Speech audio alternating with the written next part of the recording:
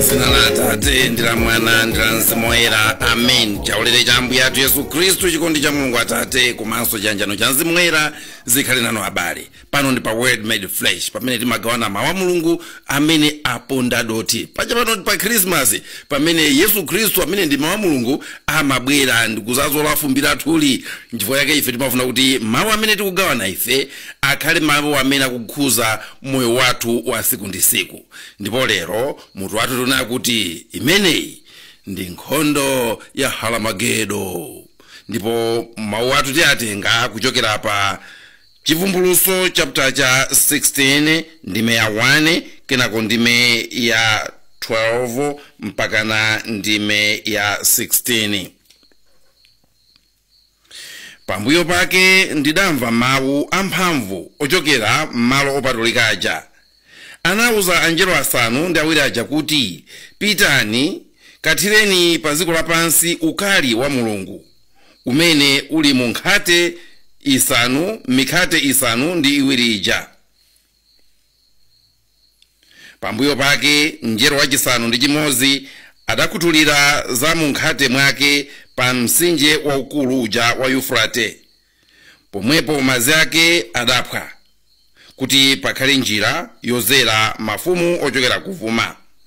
Kenaka ndinaona mizimu yonyansa itatu yonga achule ikutuluka, wina mkamwa mwa chinjoka chija, wina mkamwa mwa chirombo chija, wina mkamwa mwa mneneri wonama uja. Imeneyi ndi ija timati mizimu yoyipa imene imachita zozizwitsa, imapita ponseponse kwa mafumu apa dziko lapansi kukawayitana kuti azabwere ku nkhondo ya siku lalikulu lija la Mulungu mphambe. Mvesesani, ndikubwera ngati mbala. Ngodala munthu amene ali maso nasunga zovala zake, kuopa kuti angamayende osavala, ndipo anthu angaone maliseche ake. Pamenepo mizimu ija inasonkhanitsa mafumu aja ku malo amene pa Chihebri amatchedwa Armageddon. Mawu a Ambuye. Tithokoze Mulungu. Kudabwa ndi chibadwa cha munthu wina aliyense, ndipo ndi mphatso imene Mulungu anapereka kwa anthu ake kuti izowathandiza kusakasaka choona. Ngakhale Aisraeli atawapasa mana m'chipululu muja, atatola amadabwa kuti kodi ntiyani timeneti. Lero nane ndadabwa. Ambuye anga Archbishop Thomas Lukunsusa atalalika ndi kufotokoza kusakhutira kwawo ndi choona chimene chaperekedwa. Ena wozitchula asogoleri ndi matate anasupuka nacho mtima chimenechi, anasupuka nawo mtima mawowa. Monga Ambuye athu Yesu Khristu amatiuza kuti muzikhala maso nthawi zonse, Luka 21:36. Ndiye nanenso nditachita chidwi kuti anthu akuyankha mapemphero anchalichi cha eni ake, ndinazipasa nthawi kuti ndimve mbali yawo. Pajatu sinkhalidwe wa Aroma kungompereka munthu ayi. Munthu onenezedwayo amayamba wakumana nawo onenezawo kuti iyenso akhale ndi mwayi oyankha pa zimene akunenezazo. Amaterotu pa ntchito 25 ndime ya 16. Ndinamvesera mwachidwi monga mfumu Festo pa ntchito zathu mu 25 ndime ya 18. Owaneneza Ambuyewo sadawaneneze zogwira mtima zimene tinkayembekezera. Ngakhale mayankhidwe awo amafunso anali operewera ndithu, mwakuti ndine ndemwe ndinathedwa nzeru. Kodi chikuchitika ndi chani?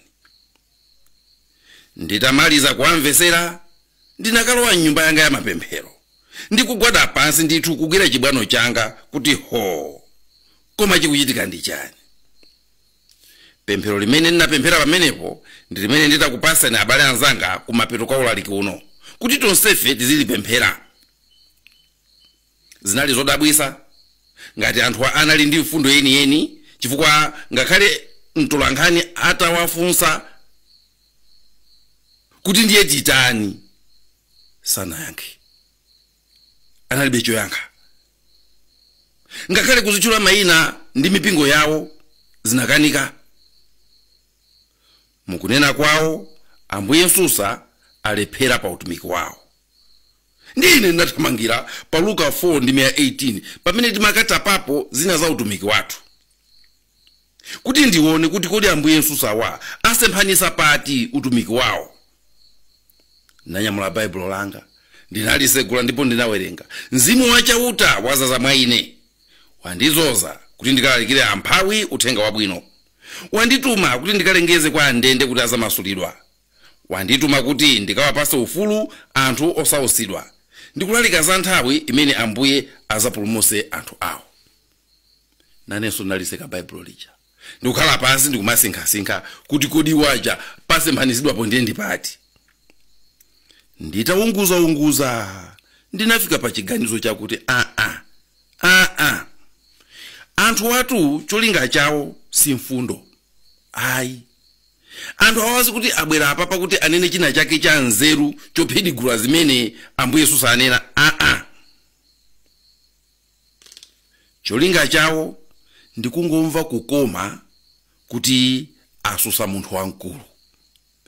Cholinga chawo ndikungomva kukoma kuti agenda ku polisi. Cholinga chawo ndikungomva kukoma kuti asusana ndi bishop wa Katolika. Ndinakumbuka malemu bambo anga kalero tili ang'ono akutifotokozera za anjelo abwino ndi anjelo oyipa. Ankatifotokozera za nkhondo yoopsa pakati pa magulu awiri amenewa, ndipo ananena kuti nkhondo imeneyo imachedwa nkhondo ya Halomagedo. Nchifukwa che mutu waulali kwathu tikunena kuti iyi ndi nkhondo ya Halomagedo. Mwakuti tisachidwe ndi kuti kodi atawa mfundo zawo ndi zotani, simukazipeza mfundo zawo. Iyi ndi nkhondo ya Halomagedo. Ndinaubusa abale ulendo womankana ndifufuza chifukwa chimvereza nkhani imene tilalitiriyana kumano pano nakaza kuti nkaisake nkhani ija. Kuti kodi nkhondo imene ndi nkhondo ya mtundu chani? Kodi ndi ya mifuti? Kodi ndi ya zigogodo? Kodi ndi ya zibonga? Ndayangala ndapeza kuti si nkhondo yomenyana ya manja, si nkhondo ya zibonga, si nkhondo ya mifuti ayi. Ndinaubusa mpaka na komwe kuchivumbuluso kumene tapeza kumawu amene ndayambira aja. Ndipo posata kafukufuku wangayo Halomagedo amene muchizungu ona kuti Armageddon. Halomagedo ndi malo kumene mafumu aziko lapansi, ndiye mundimve, mafumu aziko lapansi osogozedwa ndi mizimu yoyipa azamenyane po nkhondo ndi asilikali ake a Mulungu. Akunena kuti amene azabwere kuzamenya ku Halomagedo kumeneko azakhala kuti azazidwa ndi maboza a Satana, wapwichika maboza, ndipo azabwera kuti azamenye nkhondo ndi choona, chifukwa kuti iwo aja akhulupirira maboza a Satana. Wadobadoba wakochakocha. Monga kunenera pa 2 Tesalonika 2:9 mpaka 11 akuti munthu woyipisisa uja azabwera ndi mphamvu za Satana. Azachita za mphamvu zosiyana-siyana mwa njira iliyonse, azanyenga anthu amene azawonongedwa chifukwa chokana kukonda choona chimene chikadawapulumusa. N'chifukwa chake Mulungu azatumiza mphamvu zowasokoneza kuti akhulupirire zonama. Motero azawonongedwa onse amene sanakhulupirire choona, koma adakondwerera kusalungama. Akutero tumawu. Choncho abale, ndafuna kuti mugwire kumapeto kwa chindewu chimenechi. Akuti kumapeto kwa chindewu chimenechi pakati pa choona ndi choyipa, oyipa onse azagonjesedwa. chofunika ndi chimenecho kuziwa kuti kumapeto kwa zonsezi oyipa azagonjetsedwa. Kuti muimvese nkhani kuti ndewu iyi imene ndikuitchula kuti ndi ya Armageddon siyongopeka koma ndi ndewu yeniyeni. Ndewu imeneyi si ya lero, ndewu imeneyi sinayambe ndi awa koma kuti yangofika pachimake penipeni pa iwowa. Ndi ndewu yomenyedwa pang'ono pang'ono pang'ono. Moti zachitika zija changokhala chimodzi mwa zibagira zimene ambali inayo anangofuna kuti achiponye pokhulupirira kuti ngakhale mwala olimba ukamaumenya umasweka. Akukhulupirira chimenecho choona kuti mwala olotaka kuti ndi olimba ukamaumenya umasweka. Iwo acha olomutaka kuti mwanenapo zopanda nzeru mwana zopanga chani koma iwo achatu akwanirisa chimene amabwerera pamene pacha. Achikwanirisa ndipo akupita okondwa kuti akwanirisa chimene anabwerera. Kuli ngati mwana amene anapita kukagenda njovu. Wataka kuti njovu ija sinasunthe koma amabwera kona akondwa ndaigenda. Cholinga chawo chakwaniritsidwa pamene pachapo. Ngati pali chinthu chimodzi chimene chimampangisa Satana kumamva kupingidwa ndi mpingo. Mpingo umampinga Satana.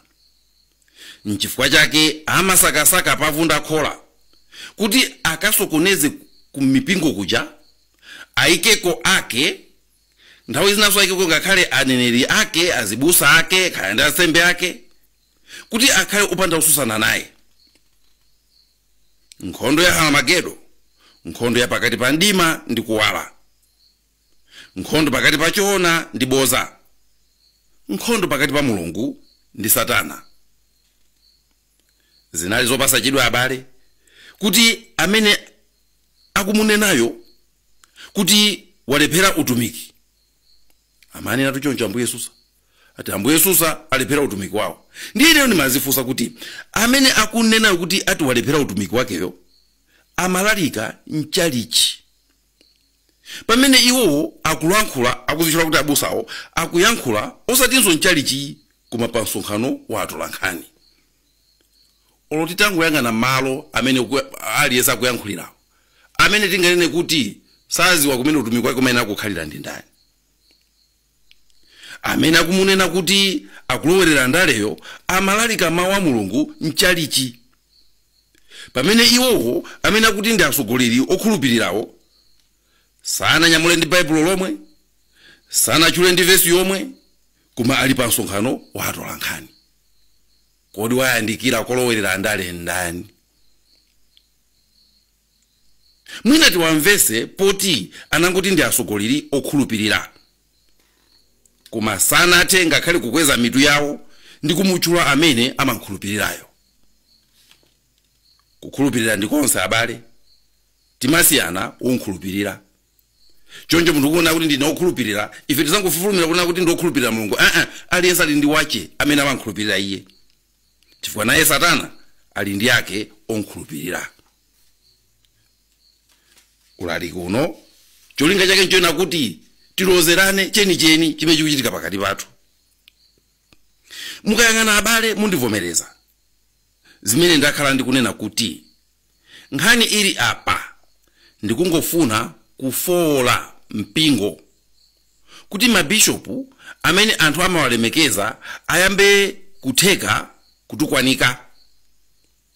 Mabishopu amene ali ndi ulemu wawo ayambe kutheka kuonesedwa kuti ndiolakwa kwa anthu onse.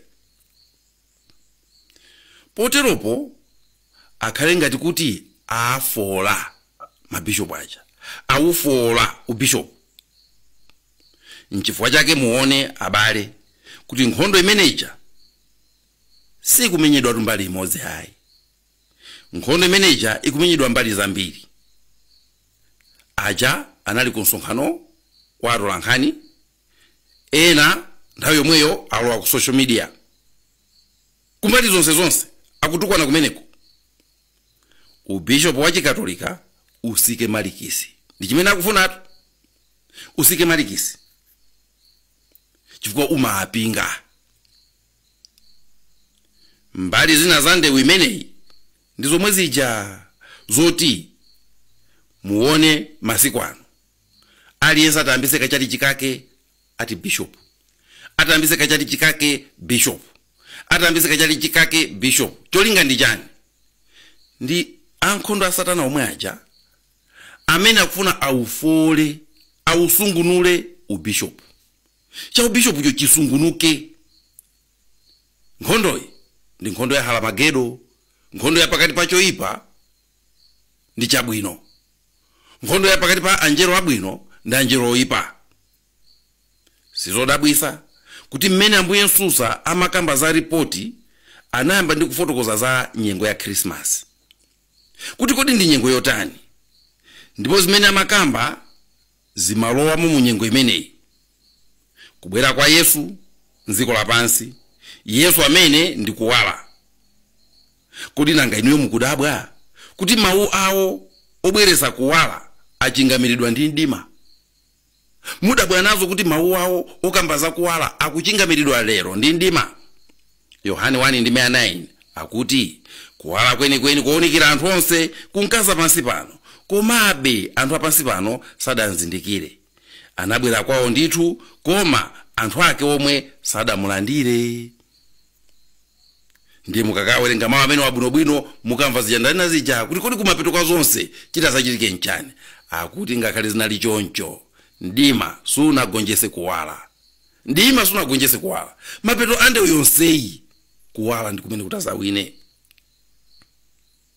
Ndinanena pompano kuti awa akutilamulirawa poona mphamvu za makalata a mabishopu anachiyika pa program pawo kuti apeze njira yowafolera makalata amene aja, apeze njira yowafolera mapastoleta. Ndipo njira yake ndi mayankhidwe awo. Anapeza mayankhidwe oti afole mapastoleta aja. Tamva, tathokoza, mwatithandiza, tiona kuti tipange bwanji. Ndikuzisiya ibwere kalata iyi: tamva, tathokoza, mwatithandiza, tiona kuti tipange bwanji. Kukayikumbula. Ibwere ina: tamva, tathokoza, mwatithandiza, tiona kuti tipanga bwanji. Kukayisiya. Akuziwa kuti mabishopu sangamangolemba be makalata kumangolemba mwezo mpaka naka 8. Zosatheka, atopa. Choncho mbali imeneyo athana nayo. Makalata aja asandukano chinthu chona kuti olochituluke sichituluka ndi mphamvu zomwe zija zimene chinatuluka nawo nthawi ya 1992. Choncho atathana ndi mbali imeneyo, panono akulowano ubishopuwo. Mukamamvetsera mmene amayankhulira, amachilimbikira ichi choti aya nawonso ndi anthu, amatha kulakwisa, munthu si njero, nawonso ndi anthu. Mawu amene chasikuti amangobwera, chimene akufuna sichongoti iwowo ndi anthu aya. Ndani asadziwa kuti bishop ndi munthu, koma akufuna kuchosa ulemu wa uzimu umene umasagana ndi ubishop. Kuti ubishop uja ungosalamo umunthu wokha umene ukuoneka ngati una kuti ulibe mbali ya uzimu. Akufuna kuchosa ulemu wa uzimu umene umasagana ndi ubishop.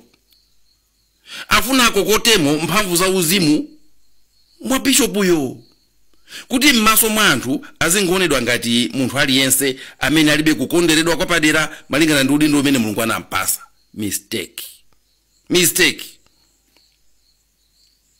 Ma social media ndi ena agundika, haya ya bishopu amapanga zakuti haya ndi oyipa nawonso ndi ofoka mwakuti.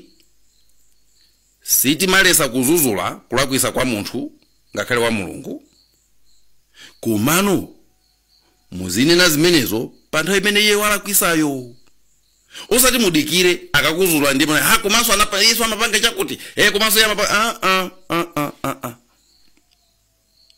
mwinanso ndi mpata wathu woti tikumbusane ndi kuunikirana kuti Mulungu powasankha kukhala bishop sikuti samaziwa kuti ali ndi zofoka zawo. Amaziwa. ndipo chimene chocho chimene chinamkodola Mulungu kuti awasankhe. Ncholinga chakuti akamapanga zinthu zazikulu ngati zimene apanga panozi, akamalimba mtima modabwisa mmene apangira pano, zizikhala zachimvekere kuti siwo amene apanga zimenezo koma Mulungu mwini wake. Ndipo poteropo zina la Mulungu lizitamandika mwa kufoka kwawo. Pachifukwa chimenecho simungagwiritse ntchito kufoka kwawo kumana kuti achifuna kuti ndiofoka ndi kuti Mulungu sagwira ntchito mwa iwo ndopata ntchito. Kufoka kwawoko ndiye mphamvu zawozo. Kufoka kwawoko ndi kumene kumampangisa Mulungu kuti mphamvu zake zioneke mwa iwo, ndipo ziko lidabwe kuti taona ni anthu ofoka ngati amenewa akutha kupanga zazikulu ngati zimenezi. Mulungu ndi amene akupanga zazikulu. Zazikulu zimene akuchitazi mukufoka kwawo zizikuopyani. Zizikuopyani kuti munthu uyuyu Mulungu akugwira ntchito mwa iye, ndipo ngati tilimbana naye nafenso tizapezeka kuti tikulimbana ndi Mulungu. N'chifukwa chake abale, nkhondo ya Hamagedo imeneyi nonse ofungatira choyipa simungazayiwine. Ubishopu simungauthe kuugwesa. Chinthu chija chili ndi chisulo cholimba mkati muja. Muli Yesu mkati muja ndithu. Mukamaona mbiya ya dotija musamati ati takuimwanyola. Mwini wake adalumbirira kale, ndipo mphamvu za ku Jehena sizizatha kuugwesa.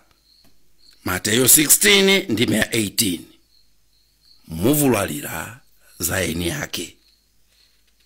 N'chifukwa chake posiriza ndiwanyadire ambuye anga Archbishop Thomas Lugu Nsosa. Ine kumva kukoma abale kuti tili ndi mtsogoleri otero amene saopa kuonesa nkhope ya Mulungu, amene saopa kuwala pakati pa mdima, amene sadasankhe kusanduka mbulu chifukwa chona kuti ali pakati pa mimbulu ayi. Kuti ena ofufuza nawo anali akatolika, koma monga adachitira Ambuye Yesu kunzuzula osatira wake, akuima pachoona chimene chizatipase tonsefe ufulu. Kukoma kwa mpingo wa Katolika ndi kumeneko, mmodzi akagwa ena amakhala rede kumugwira ndi kumukoka, kumubwezeresa m'malo mwake. Ambuye Yesu adati, Petro, Mulungu alola Satana kuti akupeteni, koma ine ndakupempherera kuti iwe utalimba uzalimbikisenso abale ako. Ulaliki uno cholinga chake sikuwasusa anthu ajayi, kapena kuonesa kuna kuti sanathe kunena za nzeru kuposa zimene zinanenedwazo ayi.